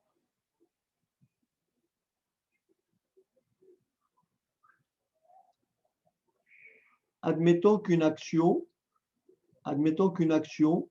sur le Nasdaq, elle cote 100 €. Vous me suivez? Sur le Nasdaq, une action cote 100 euros. La même action sur le CAC, admettons qu'elle cote 102 euros. Dans ce cas précis, il existe ce qu'on appelle une opportunité d'arbitrage. Qu'est-ce que cela veut dire? Ça veut dire que je vais acheter l'action à 100 euros sur le Nasdaq et je vais immédiatement la revendre sur le CAC à 102 euros. Je vais réaliser un profit de 2 euros sans avoir déboursé la moindre somme. Ça, c'est une situation d'arbitrage. C'est une opportunité, pardon, d'arbitrage. Est-ce que vous avez compris?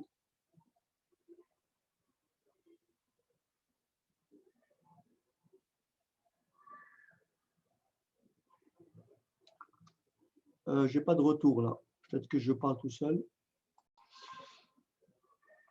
Sans être sur un marché boursier, admettons que je ne sais pas, vous ayez la possibilité d'acheter un objet quelconque, vous avez la possibilité de l'acheter à 100 euros, et à côté de ça, vous savez qu'il y a une personne qui justement cherche le même objet et elle est disposée à payer 130 euros.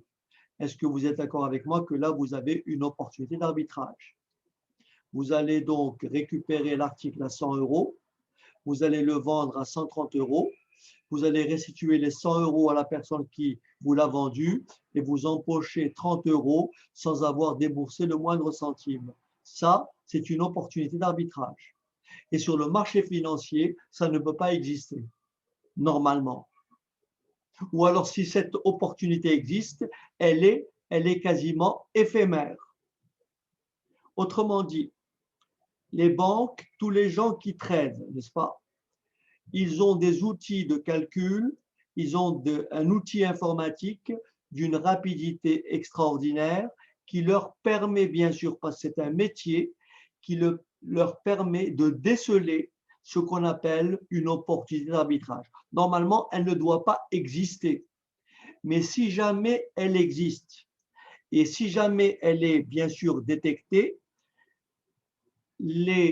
comment dirais-je, les opérateurs vont, ce qu'on appelle les arbitragistes, vont réaliser une opération financière sans le moindre décaissement. Est-ce que vous avez compris ça? Mais ça, qu'est-ce qui va se passer? L'action aux États-Unis, elle est cotée 100 euros. En France, la même action est cotée 120 euros. Qu'est-ce qui va se passer? On va tous se précipiter pour acheter l'action à 100 euros. Vous avez compris le principe de l'offre et de la demande. Lorsqu'on va tous se ruer vers l'action à 100 euros, et bien sûr vendre celle qui vaut 130, qu'est-ce qui va se passer? Il va se passer que celle qui valait 100 va monter, celle qui valait 130 ou 120 va baisser et on va atteindre ce qu'on appelle un point d'équilibre. Est-ce que c'est bon? Ce qu'on appelle le prix d'équilibre. Et donc, en fait, si opportunité d'arbitrage il y a, elle est quasiment très vite annulée grâce à la rapidité, grâce à la technicité des moyens utilisés. Est-ce que vous avez compris ça?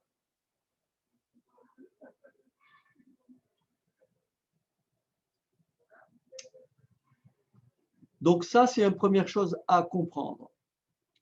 Première chose à comprendre. Donc j'avance un tout petit peu dans la vidéo. Je ne sais pas ce qu'elle va dire après.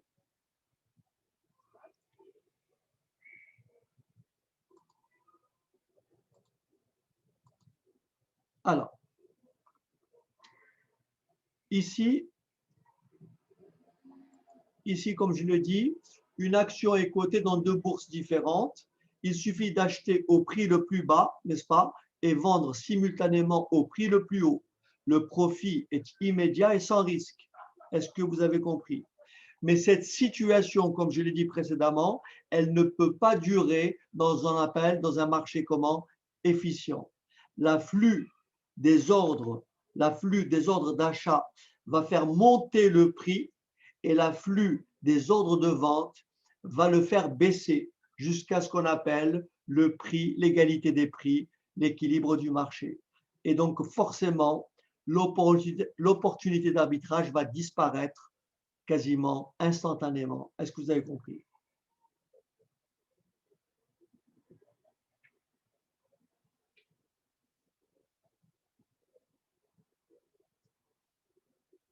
OK.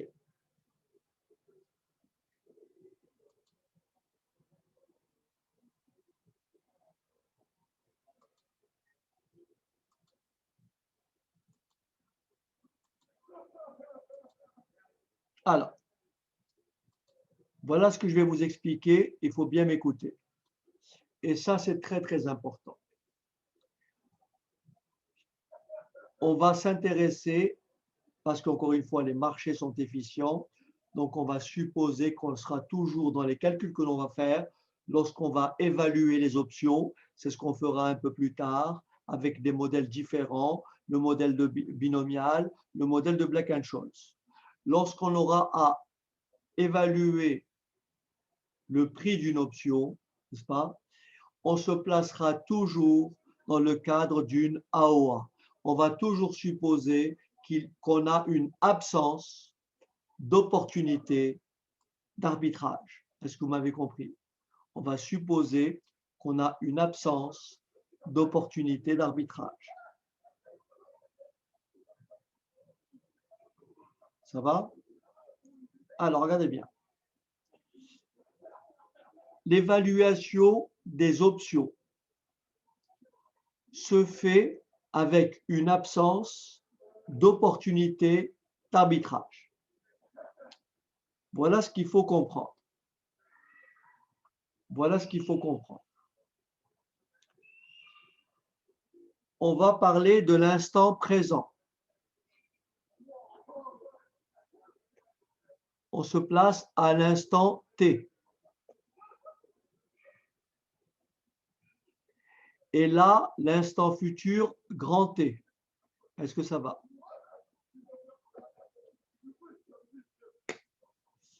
Voilà ce qu'il faut retenir. Règle numéro 1. Lorsqu'on détient,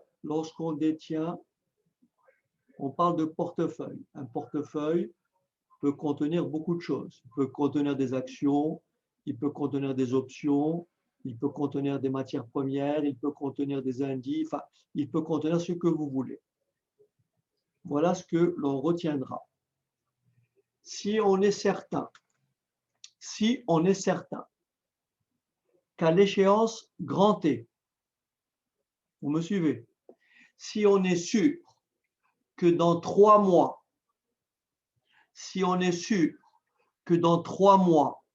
le portefeuille A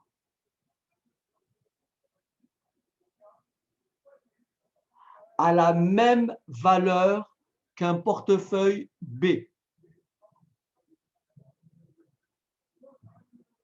Si dans 3 mois, si à l'instant grand T, on est sûr que la valeur d'un portefeuille A sera égale à la valeur d'un portefeuille B. D'accord? Donc, si on a ça,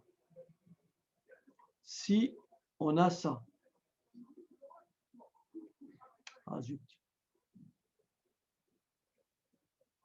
Si on a ça, si en grand T, si à l'instant grand T, VA de grand T égale VB de grand T.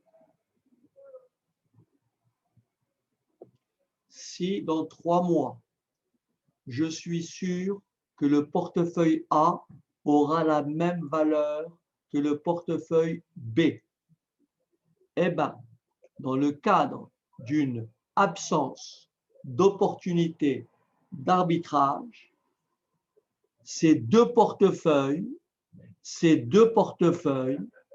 auront la même valeur aujourd'hui. C'est-à-dire ces deux portefeuilles, VA de petit t, sera nécessairement égal à VB de petit t.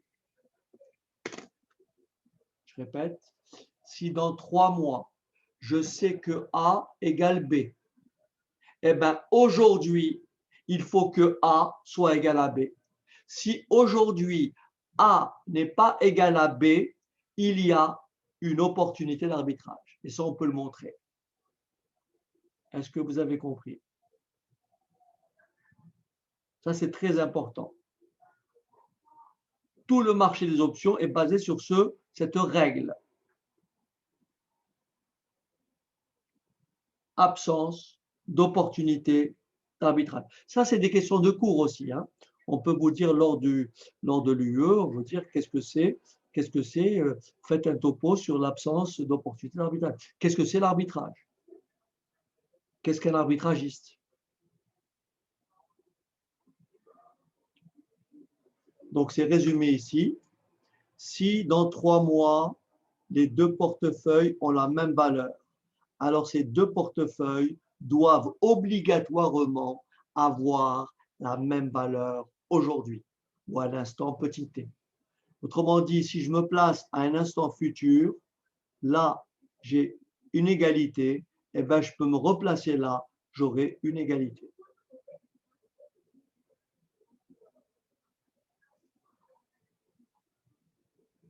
Est-ce que ça va?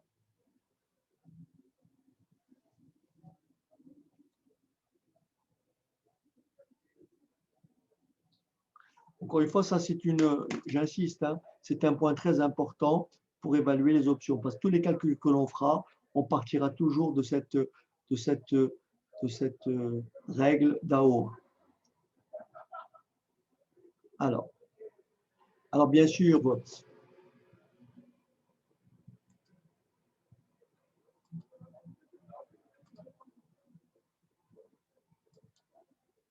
donc là, j'ai proposé une petite démonstration, mais je vais quand même vous l'expliquer. Je vais quand même vous l'expliquer rapidement, parce qu'il y a quand même un calcul mathématique. Alors, j'avance un tout petit peu.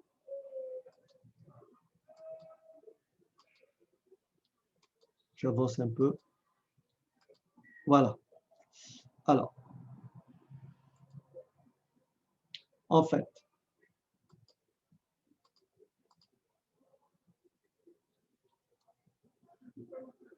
fait, je le démontre ici. Regardez bien.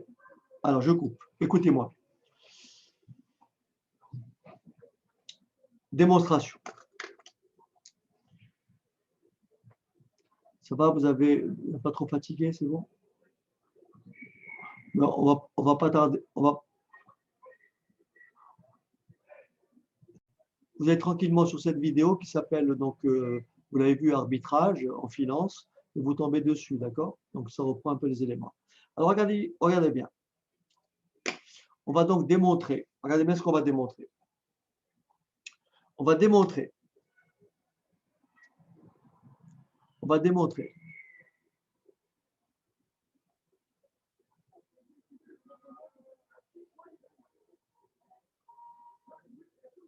démontrer que si les 2 portefeuilles, grand A et grand B, n'ont pas la même valeur aujourd'hui,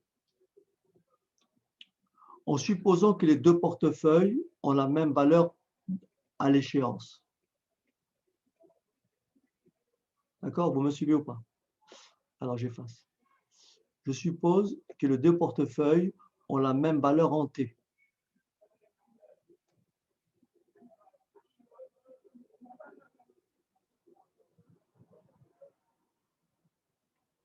Donc, je vais me répéter. Dans le cadre d'une AOA, ces 2 portefeuilles doivent obligatoirement avoir la même valeur aujourd'hui. Est-ce que ça va? Je vais donc supposer le contraire. Je vais supposer qu'ils n'ont pas la même valeur. Et je vais tenir un raisonnement par l'absurde. Je vais supposer qu'ils n'ont pas la même valeur. Et en supposant ça, je vais montrer qu'il y a effectivement dans ce cas-là une opportunité d'arbitrage. Mais comme c'est impossible, donc ils doivent forcément avoir la même valeur aujourd'hui. Est-ce que vous avez compris? Je répète. Je vais supposer que ces 2 portefeuilles n'ont pas la même valeur aujourd'hui. Autrement dit, je vais supposer le contraire. Et je vais démontrer que si ces deux portefeuilles n'ont pas la même valeur aujourd'hui, alors il existerait une opportunité d'arbitrage. Mais comme il est impossible d'avoir une opportunité d'arbitrage, ça veut dire que ma supposition était fausse. Et donc, je reviens à ma condition première. La valeur du portefeuille A doit nécessairement être égale à la valeur du portefeuille B aujourd'hui. Est-ce que ça va?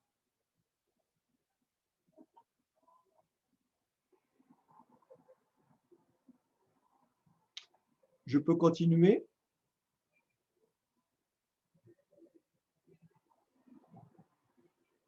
OK. On va donc supposer le contraire. Supposons que A, regardez bien, il faut bien me suivre. Supposons que le portefeuille A, n'oublions pas qu'à l'échéance, le portefeuille A et le portefeuille B ont la même valeur. Hein. Ces deux portefeuilles ont la même valeur à l'échéance. Okay. Admettons qu'il n'ait pas la même valeur aujourd'hui. Admettons que A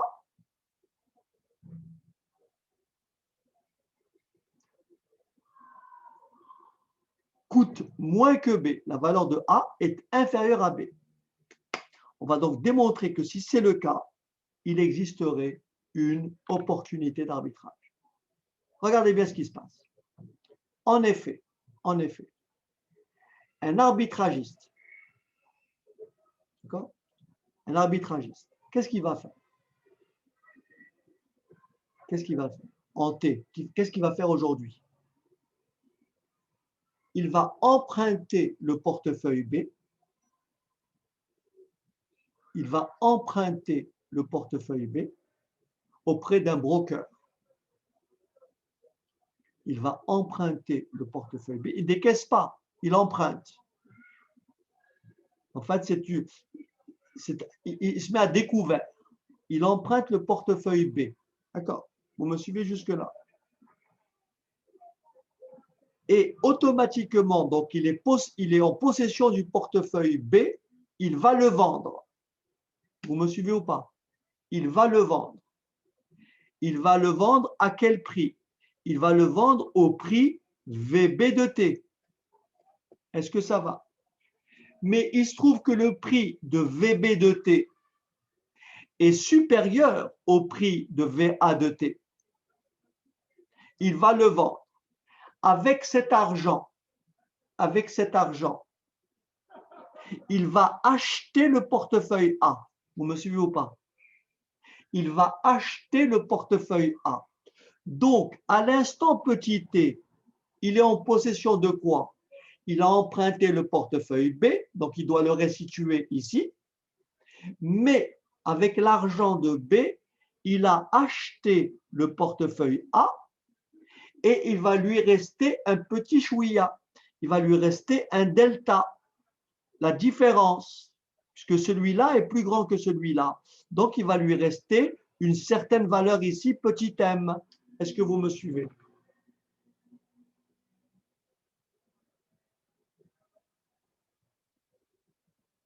Vous me suivez jusque-là? Il va lui rester quelle différence? La différence qui existe entre le prix de B et le prix de A. Est-ce que ça va? Mais cette différence-là, qu'est-ce qu'il va faire cette différence-là? Il va la placer sur le marché financier. Mais il va la placer comment? À intérêt continu.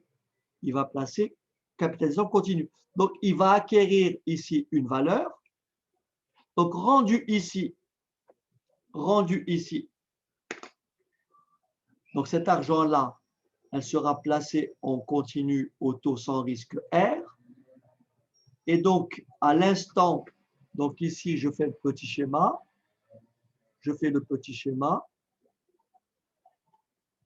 Ici, voilà. Je suis ici en T.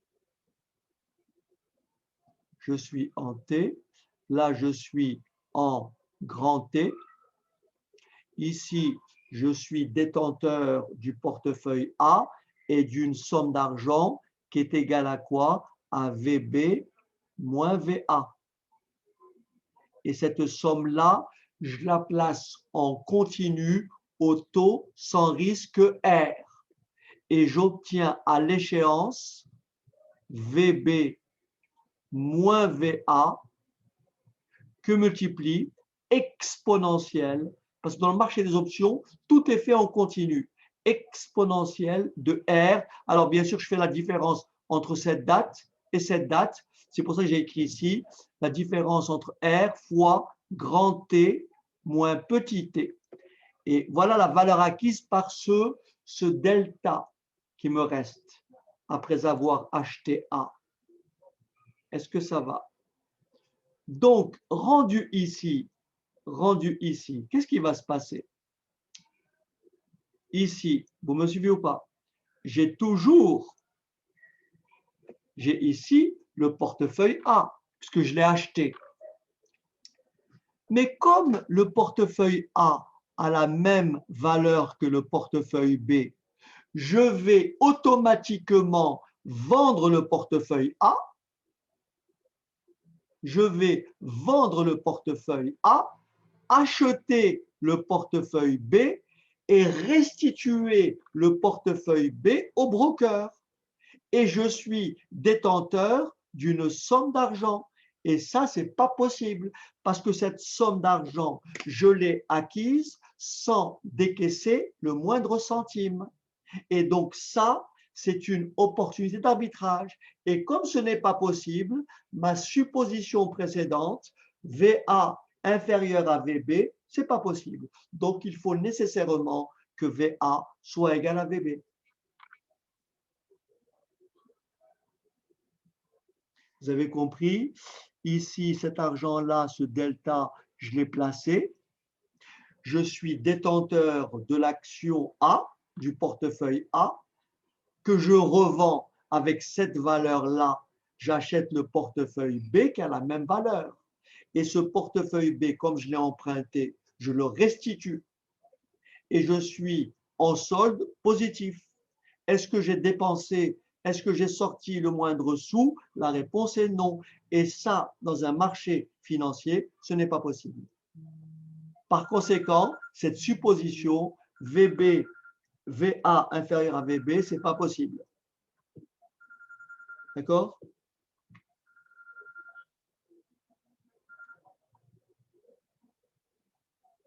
Et donc, je vous invite à lire cette séquence qui reprend tout ce que j'indique. Donc, je laisse, si je poursuis un tout petit peu.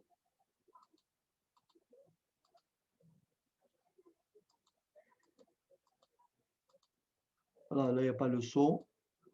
Donc, en fait, c'est tout le laïs que je tiens, en fait. Voilà. Donc là, si j'efface, voilà ce qu'il y a décrit. À la date T, à la date grand T, n'est-ce pas, l'arbitragiste revendra le portefeuille A au prix VA, mais il achètera au même prix le portefeuille B, puisque VA, T, grand T, égale VB, grand T, pour le restituer à son propriétaire.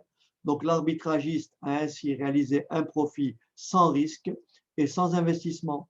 Donc, voilà ce qu'il faut retenir. Ça, c'est très important pour la parité call-put.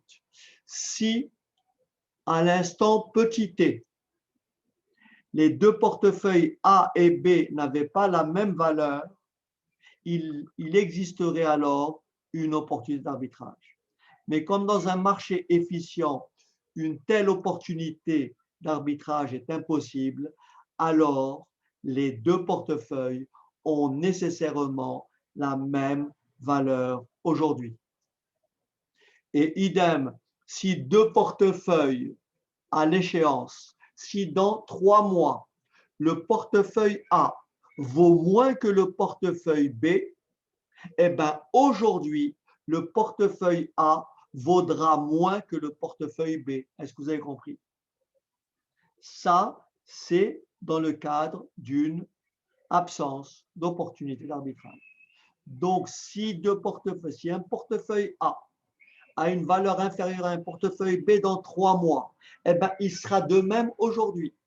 Si on n'est pas dans la même situation aujourd'hui, c'est-à-dire si VA n'est pas plus petit que VB, alors il existe une opportunité d'arbitrage. OK?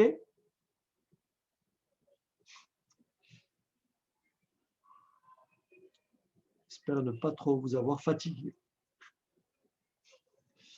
Bon. Alors, je ne sais pas ce que dit la vidéo après. Je regarde juste s'il y a du texte. Est-ce qu'il y a du texte? Non. Je pense qu'après, voilà. Voilà. Donc, après, j'ai simplement conclu. D'accord?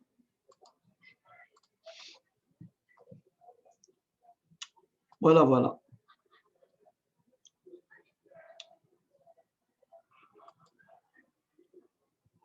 Donc, ça, c'était, on avait vu pour le call.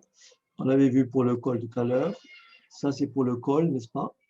Et donc, ça, je ne voulais pas montrer le graphique fini. Ça, c'est pour l'achat d'input. OK.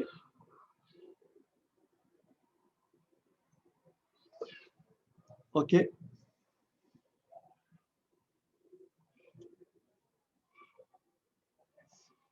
Bah, écoutez, je pense qu'il ne me reste plus qu'à vous souhaiter un bon week-end. Et donc, la prochaine fois, on continuera. Donc, on fera un peu plus de calculs. La prochaine fois, pour un peu, d'abord aborder la parité call-put et puis rentrer pour ce qu'on appelle l'évaluation des options et après aborder le modèle binomial et le modèle de Black-Scholes. OK? Ça va, ça a été? Ouais, on peut dire ça. Pas trop. OK. Est-ce que vous avez des questions? Moi, non. On ne sera pas ensemble vendredi après? Ah, d'accord. Oui, on se voit. En fait, on ne se voit pas beaucoup. Le prochain cours. Comment, Radou? Je n'ai pas entendu. Non, c'est Ludovic qui a dit Ah oui, je ne sais pas quand est-ce qu'on se revoit la prochaine fois. c'est ça le problème. C'est ça qui est triste. C'est vrai. Bon, allez, je vous dis bon week-end Merci à vous aussi. et à bientôt. Oui.